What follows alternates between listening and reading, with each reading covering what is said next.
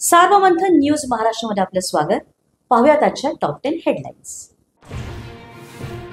उत्तम मोहिते खून प्रकरणातील संशयित आरोपींना शासकीय पंचांच्या उपस्थितीत घरांची झडती.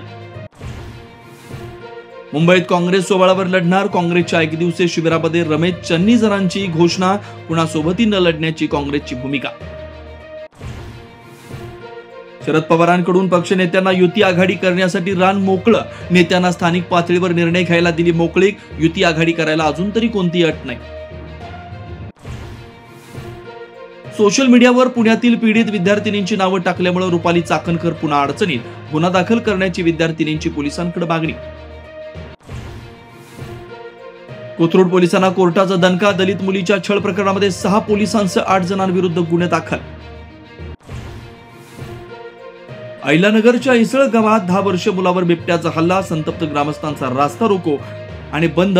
तर चंद्रपूरमध्ये हल्ल्यापासून बचावासाठी ग्रामस्थांना वन विभागाकडून त्रिशूळ घुंगरू असलेल्या काठ्यांचा वाटप.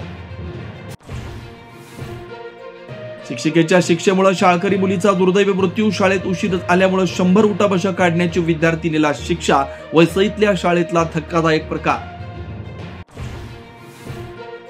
सोलापुरात हॉटेल मालकाकडून मॅनेजरला नग्न करून लोखंडी पाईपनं मारहाण. बातमीनंतर मुजो हॉटेल मालकाला पोलिसांनी घेतलं ताब्यात.